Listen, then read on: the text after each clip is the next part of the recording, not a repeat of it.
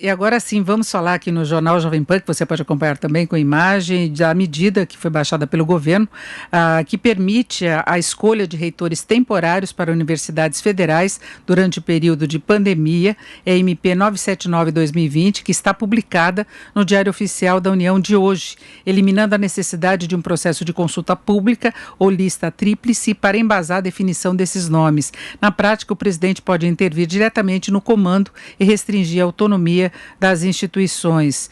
Nós vamos falar agora com Pedro Harral, que é reitor da Universidade Federal de Pelotas. Pedro, boa tarde. Boa tarde, uma satisfação estar aqui conversando com toda a comunidade que ouve a Jovem Pan. Bom, Pedro, a medida pode afetar 16 universidades federais, representa 25% do total das instituições, cujos mandatos de reitores acabam agora no final do ano. Eu queria saber como é que você vê essa possibilidade de decisão independente do governo, sem qualquer consulta, sendo que já havia indicação nesse sentido, não é? Não, na verdade, a gente recebe essa notícia com preocupação. Não é a primeira vez que o governo tenta modificar as regras para a escolha dos reitores e reitoras das universidades federais. Recentemente, na semana passada, caducou a medida provisória anterior, que tentava mudar as regras e que não foi acatada. A Câmara dos Deputados deixou, inclusive, vencer, porque entendeu como não adequada.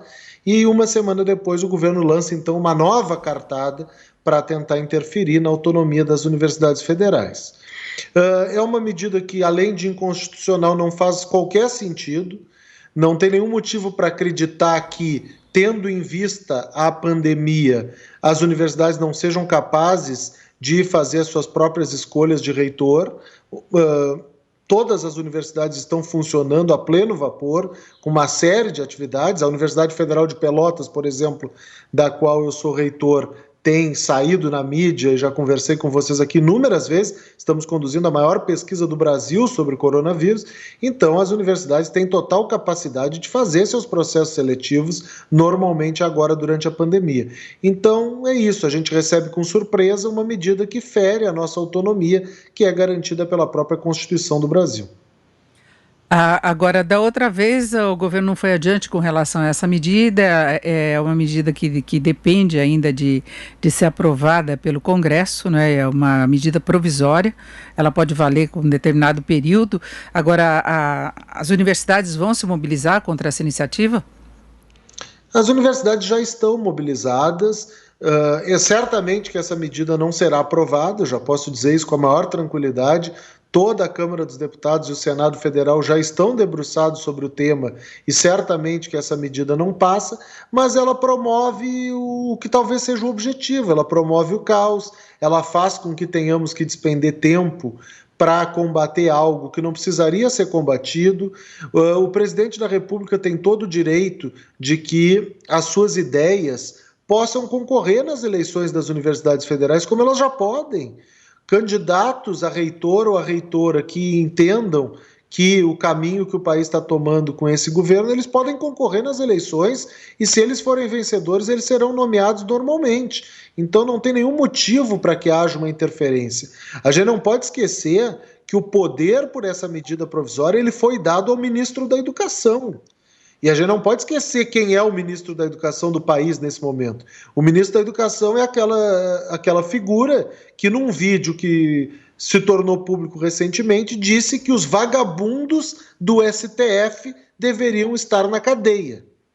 Essa é a pessoa que nomeará o próximo reitor da URGS, o próximo reitor da UFPEL, o próximo reitor da UFMG, o próximo reitor da UFBA, das grandes universidades brasileiras, caso essa medida provisória siga vigorando. Então para que eu digo isso para que a população tenha noção do tamanho do estrago que poderia ser causado caso essa medida provisória fosse adiante.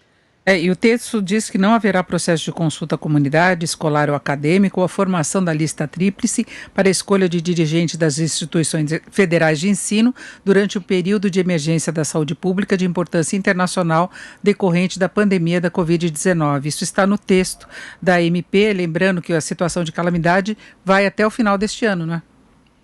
Não, na verdade, esse talvez seja o melhor trecho da MP, porque parece que o governo federal agora reconhece que existe uma situação de emergência, que não é só uma gripezinha, que existe uma emergência grave de saúde pública, aliás, que tem sido muito bem enfrentada pelas universidades federais. Então, esse trecho da medida provisória talvez seja o único momento em que o governo não foi infeliz na tentativa de lançar essa medida provisória, que, repito, não vai prosperar. As universidades já estão mobilizadas, a Câmara dos Deputados, o Senado Federal. Então, assim, é só uma iniciativa para gerar um certo transtorno, mas que certamente será mais uma derrota do Ministério da Educação, que, aliás, tem prestado um péssimo serviço à população brasileira, um péssimo serviço à educação brasileira, diferentemente de outros setores. O Ministério da Saúde, em vários momentos, eu que sou um pesquisador da área de saúde pública, eu tenho feito elogios à atuação do Ministério da Saúde em algumas questões relativas à pandemia.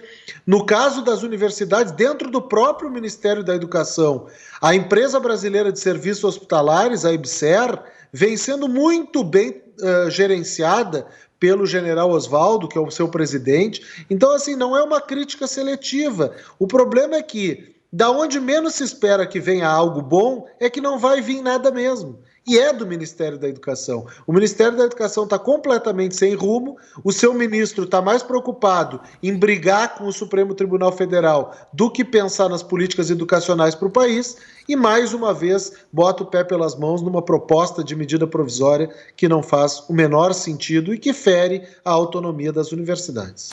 Bom, eu agradeço muito a participação aqui do Pedro Halal, que é reitor da Universidade Federal de Pelotas. Pedro, muito obrigada, uma boa tarde. Muito obrigado, uma boa tarde.